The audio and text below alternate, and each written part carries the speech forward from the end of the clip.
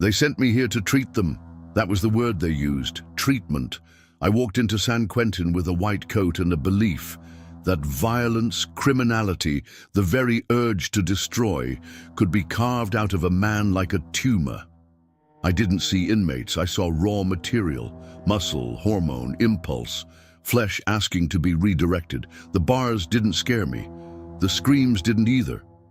What terrified me was wasted potential. Men locked away with no attempt to fix what made them dangerous. I had read the journals, studied the glands. I believed a man could be rebuilt, reshaped, reforged. I wasn't punishing them. I was saving them. From themselves, from the chaos in their blood. What I did wasn't cruelty, it was precision. It was science. And no matter what they say now, I still believe I was right. They thought I came to punish.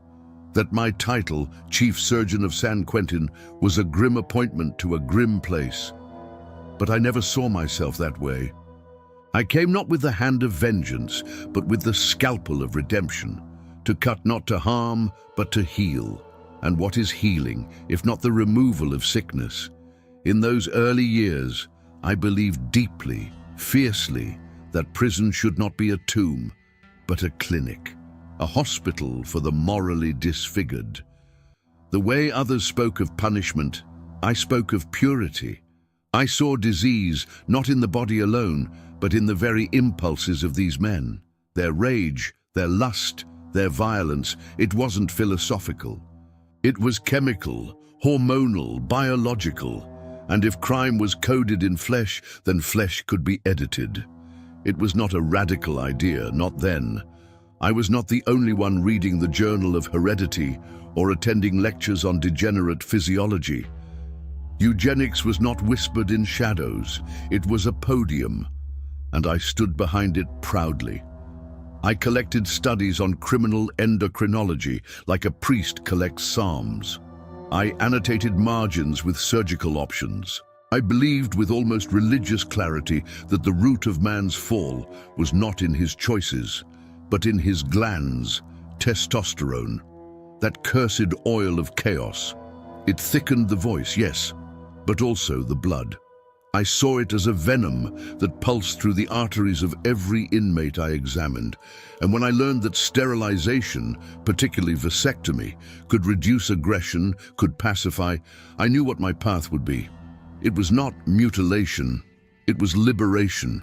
A man freed from his impulses is closer to peace than one left enslaved by his own desire. San Quentin was a city of test subjects, rows of bodies waiting to be reformed. No ethics board, no press, just a steel gate and endless consent forms signed by calloused hands.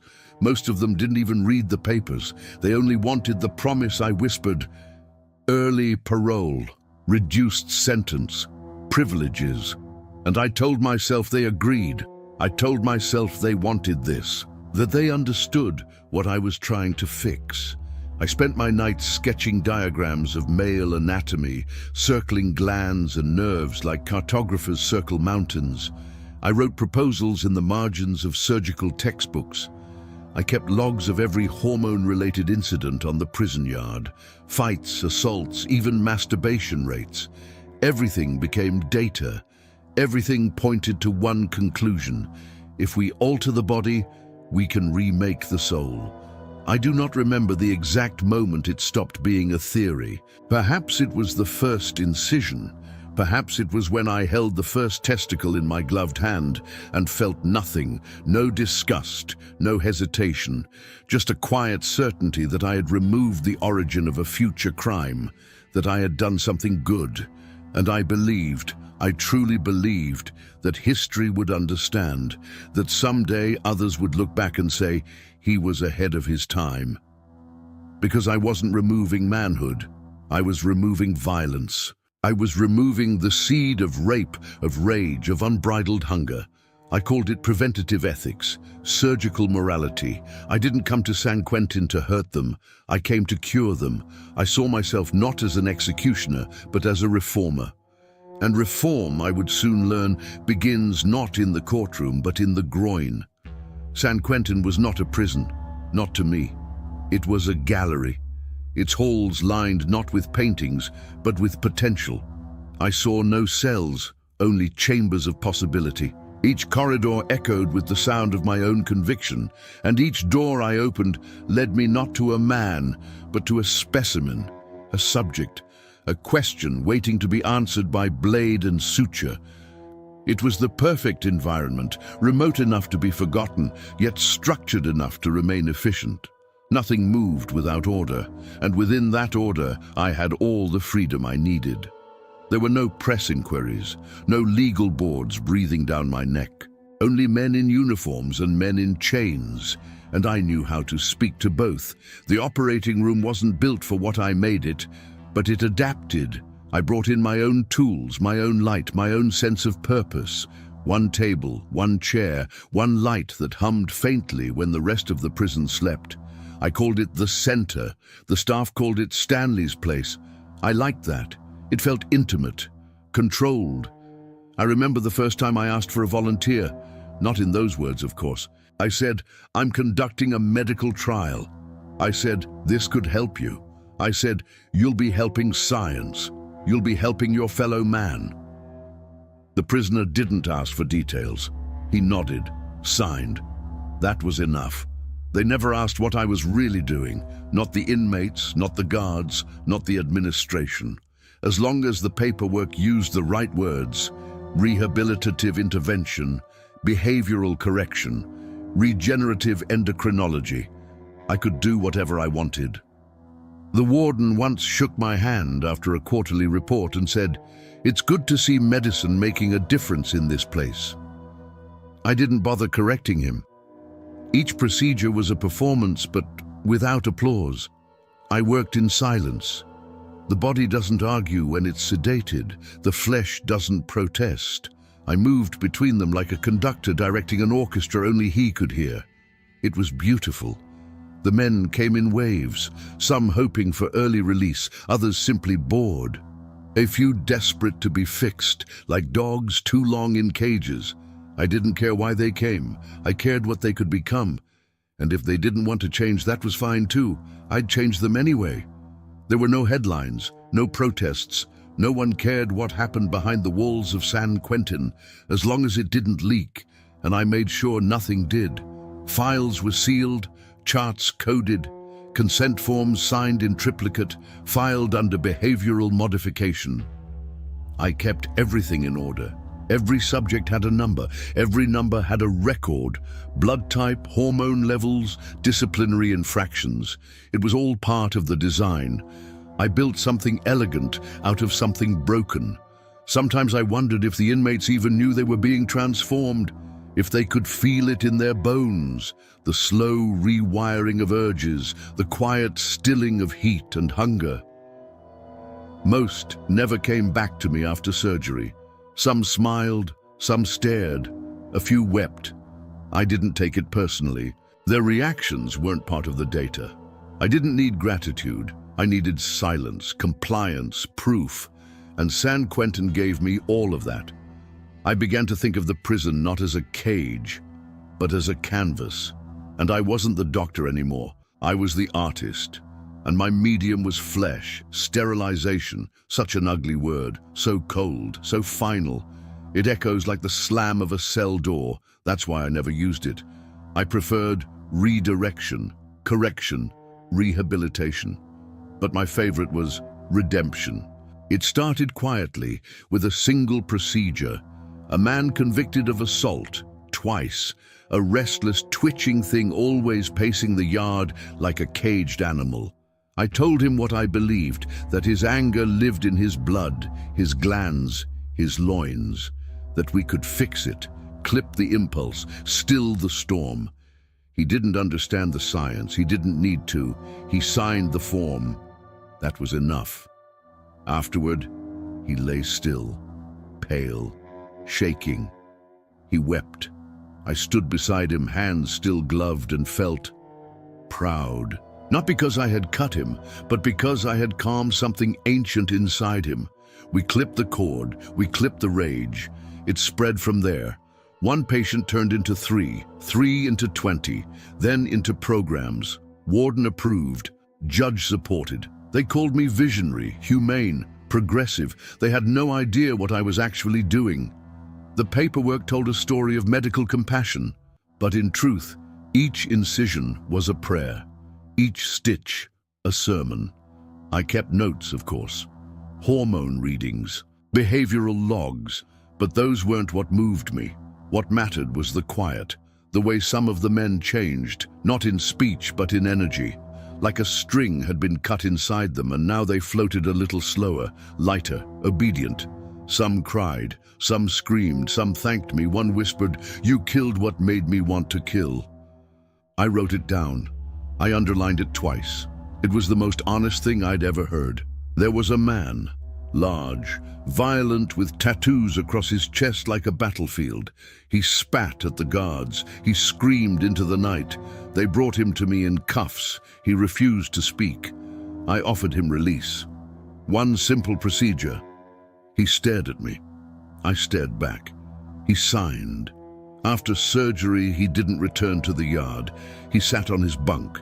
Didn't talk. Didn't fight. Just breathed. I visited him a week later. He wouldn't look at me. I took that as progress. He was empty. And emptiness, I had learned, is the first step to peace. I became fluent in persuasion. I told inmates their urges were sickness, their lust a kind of infection, that I could make them clean. Some laughed. Some asked questions. Most were too tired to care. They had nothing else to give, so they gave me their consent. I watched the same patterns emerge. Fewer fights, fewer arguments, a yard quieter than ever. Even the guards began to notice. "Doc, you got some kind of magic down there?" I smiled and said nothing. Let them believe in miracles, but I didn't believe in magic. I believed in incision and in the silence that follows. There was no bloodlust in what I did, no cruelty. I took no trophies. I burned the tissue. I buried the evidence in steel trays and white gauze. It wasn't about pain, it was about purity.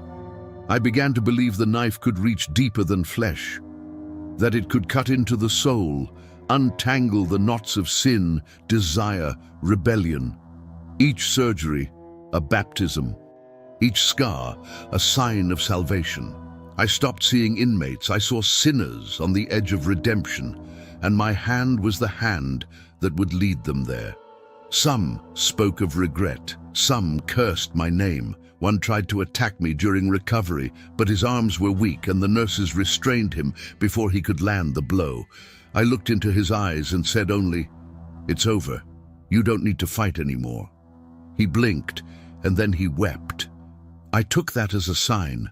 Obedience isn't learned, it's extracted, carved. And sometimes I'm offered as a gift. I didn't need to punish them. I only needed to cut away what made them monsters. And in return, I gave them peace. There's a moment in every scientist's life when theory isn't enough. Sterilization was only the beginning. I could still see the void I had created.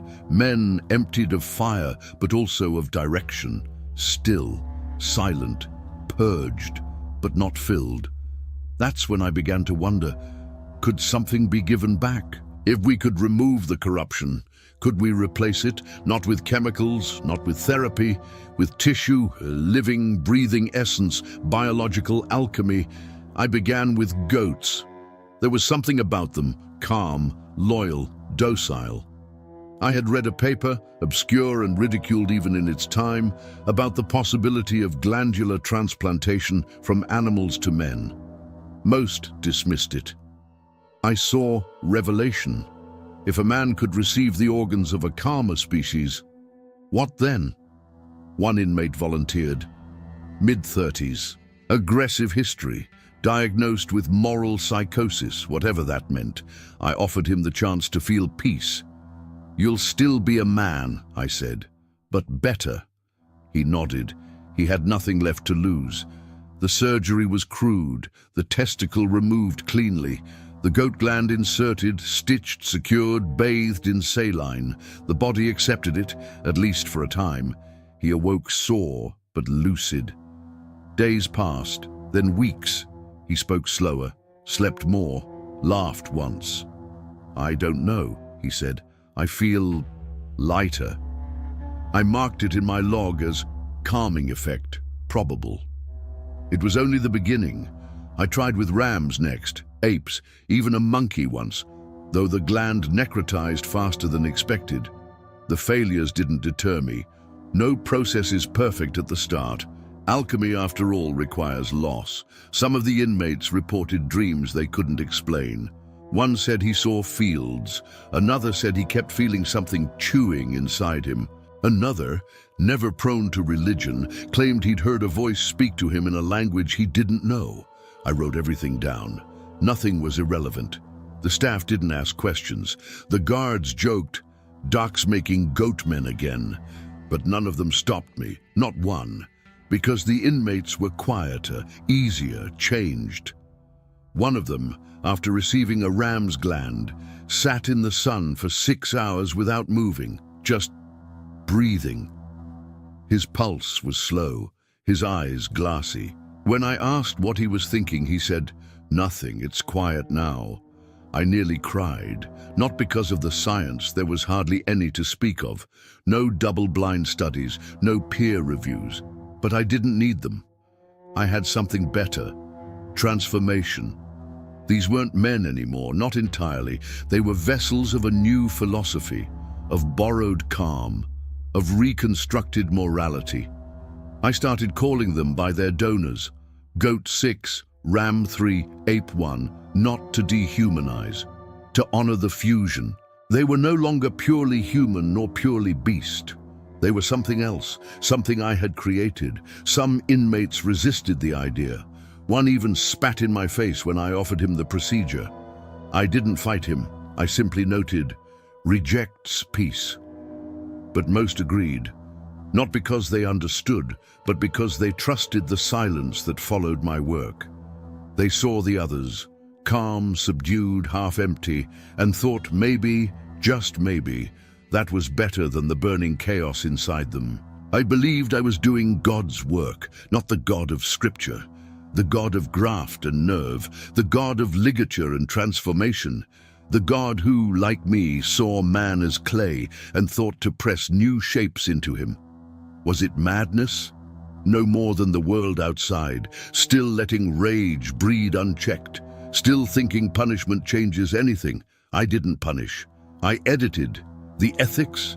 They were written by men who'd never looked into the eyes of a killer and thought, "I could fix you." The science? Evolving. But the results, they breathed in my halls, they sat in my yard, they looked at me with borrowed eyes and whispered in new tongues, and I believed for the first time that I had brought something holy into this place, not doctrine, not mercy, but stillness. And that was enough. They say the mind is sacred, that thought is untouchable, but I disagree. The mind is no temple, it's tissue, blood and spark. And like any other organ, it can be manipulated. I had already calmed men through sterilization, silenced them with animal glands, but some still twitched under the skin, rage simmering, lust lingering. So I asked myself, what if the root of evil isn't philosophical at all? What if it lives in glands, in soft pockets of meat? So I went deeper, prostate removals, partial castrations, hormonal balancing through injections, estrogen, suppressants, inhibitors. I documented every change, posture, sleep patterns, tone of voice. I began to map behavior across the endocrine system. If someone screamed more after surgery, I adjusted. If they became docile, I noted the exact compound. There was one man, a repeat offender. Aggression was his language. After a simple injection protocol over 12 weeks, he stopped speaking altogether. He just sat, watched the wall. His silence was the most articulate thing I'd ever heard. Another inmate, high libido, multiple assaults, underwent full glandular suppression. He asked me through tears, "What did you take from me?" I said nothing, but I thought, the part of you that ruined others. I became obsessed with outcomes, not survival, not healing, but stillness. If someone complied, I called it success. If someone resisted, I adjusted the dose. I began to believe emotions were errors, that morality wasn't learned, it was installed, or worse, corrupted. Maybe what we called free will was just poor wiring, static in the system. My job was to reprogram, strip away the interference, make space for nothing, because in nothing there is peace. The surgeries became meditative. I worked slowly, precisely. My hands knew where to go without thought. The body unfolded like scripture, each organ a verse, each gland a sin. Sometimes I whispered to the unconscious men on the table, "I'm going to fix you. This is for your good. You won't feel the hunger anymore." I believed I was removing demons, not metaphorical ones, biological. One patient, after a deep hormonal reset, looked at me and asked, "Why don't I dream anymore?" I almost told him the truth, because dreams live where chaos sleeps, and I burned that part away. By now, I was no longer recording names, only results. I didn't care who they had been, only what they became. Numbers, dosages, reactions, each man a trial, each trial a note in the symphony of control, and I, the conductor, the sculptor, not of flesh, of behavior, of obedience. I stopped thinking of myself as a doctor. Doctors heal. I wasn't healing. I was hollowing, emptying men of the things that made them disobey. The tremor in the hands, the twitch in the groin, the scream in the night. I cut it all away, burned it, replaced it with nothing. And in that nothing, I heard something beautiful. No cries, no defiance, no hunger, just silence. And the slow, even breath of men who had become less dangerous, less human, but in my eyes, more perfect. They all signed the papers, every single one. The forms were neatly typed, stacked in triplicate, filed under rehabilitation protocols. They bore the institutional stamp, the signature line, the language of legality, voluntary participation, informed consent, therapeutic benefit. But consent in prison is a performance, a language spoken under pressure, a whisper given with no true voice. They signed, yes. But what did it mean? Some were promised early release. Others heard rumors, extra meals, better beds, fewer shifts on the line.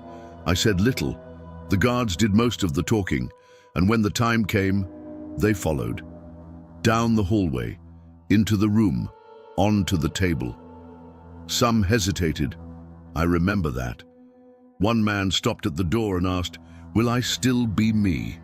I didn't answer. He nodded anyway, and walked in. I learned early that silence could be shaped. That fear wears the same face as obedience. No one screamed when they saw the tools. No one ran, because there was nowhere to go. They weren't free to say no, not really. Not with cells behind them, guards beside them, and desperation curled in their stomachs like a fist. One man told me, "I don't understand what this is." I replied, "It's medical, for your benefit." He nodded. That was enough. They didn't need to understand. They needed to comply, and they did. Later, when they cried, when they said, "I didn't know," I reminded myself, but they signed. Consent became a shield I wore proudly, a talisman, a ritual. It didn't matter if they understood the fine print or if their hands trembled as they wrote their names. They signed, and I cut. I wasn't lying to myself. I knew what was happening, but I also knew how to frame it. Participation, intervention, willing subjects. If they had refused, I would have found another. There were always more. Some of them were barely literate. Some couldn't pronounce the words on the page. But they scribbled their names because they wanted something, anything, and I had the power to give it. Power is a scalpel. It cuts deep but clean, and I wielded it with precision. There was one, I remember, quiet, young, his hands shaking as I spoke. He asked if it would hurt. I said, "Not for long." He smiled, a broken, hopeful smile. He wanted to believe in something. He wanted to be fixed. I made sure he left hollow, but peaceful. I told myself that silence meant acceptance, that compliance was consent, that a nod in the dark counted the same as an oath in the sun. And maybe it did. Maybe they wanted to change. Maybe they wanted to believe in the system, in the white coat, in the promise of betterment. Or maybe they were just too tired to fight. Either way, the result was the same. They signed. I cut. They woke up different, and no one asked questions. They stopped being people long before I stopped calling them by name. At first, I tried. I wrote names in ledgers, used them in charts, whispered them before procedures like a priest offering last rites. But eventually, they blurred. One face into another, one voice into silence, one body into data. Now, they are numbers, subjects, healed or not healed, responsive or inert, still or trembling. I remember patterns, not people. Subject 43 healed in 3 days. Subject 58 cried for a week. Subject 71 screamed until he lost his voice. But I don't remember their eyes. I don't need to. I began to prefer it that way. Easier to measure a man when he's not cluttered by identity. Easier to cut when you're not cutting into a person, but into a concept, a theory, a symptom. Their skin became paper, their nerves, margins, their organs, footnotes. And I edited them as I saw fit. Obedience, that was the goal. Not healing, not redemption, just quiet compliance. No more riots, no more shouting, just men with their violence removed. That was the real success. Not in the scars I left, but in the silences that followed. After surgery, they wouldn't argue anymore. They wouldn't look me in the eye. They'd sit, curled inward like dogs who'd forgotten how to bark. Not broken, just emptied. Perfect. Some say I stripped them of humanity. I say I simplified them. People are chaotic. But subjects obey. One man had nightmares for weeks, kept mumbling in his sleep about voices in his chest. Another wouldn't eat. Sat in the corner like he'd been unplugged. Some adjusted, most didn't. I wrote it all down, not out of compassion, but curiosity. I wasn't feeling for them. I was studying them. At some point, I stopped checking in post-op. The results were consistent enough.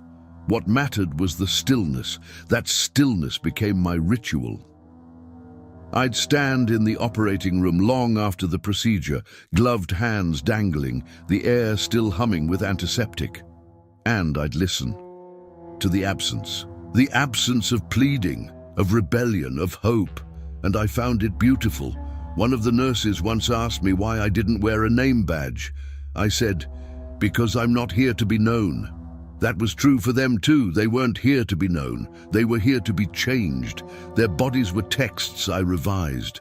Their souls, if they had any left, were palimpsests, erased and overwritten. The guards stopped asking what I was doing. They just dropped men off and picked them up. They liked the new inmates. Quieter, nicer, easier to manage. The warden once said, "You've done something here, Stanley. You've civilized them." I smiled. He didn't know the half of it, because civilization wasn't what I gave them. I gave them absence, of aggression, of drive, of identity. A man without desire is not a threat. A man without purpose is not a danger. A man without a voice cannot riot. They called it sterilization, correction, therapy. I called it silence. And silence became the most faithful result of my work. At night, when I walked past the cells, I used to hear the clatter of metal cups, the yells, the curses. Now I hear only breathing, slow, even, empty. Some people dream of being remembered, of leaving a legacy. I don't. I dream of corridors lined with men who will never speak again, of thoughts extinguished before they ignite, of a population that no longer resists or questions or wants. I dream of rows and rows of nothing, and in that nothing I find peace. They stopped being people, and in doing so, they became exactly what I needed them to be. They say I disappeared, that I went mad, that I ran from what I'd done. But I never ran. I simply stepped out of the frame, out of the noise, into a silence I had created. Sometimes I hear them still, not screaming, not begging, just breathing, somewhere far off. Dozens of them, hundreds, all with pieces of themselves missing, all waiting for something that never returns. They don't haunt me. They prove me right. I wasn't cruel. I was focused. I didn't destroy. I removed precisely, elegantly, for the sake of order. For the quiet, I knew this world was too weak to chase. If I had more time, I'd go further, cut deeper, leave less. But I don't need to. I've seen what's possible. And if you're listening to this, maybe you've seen it too. Maybe you understand why some men weren't meant to stay whole.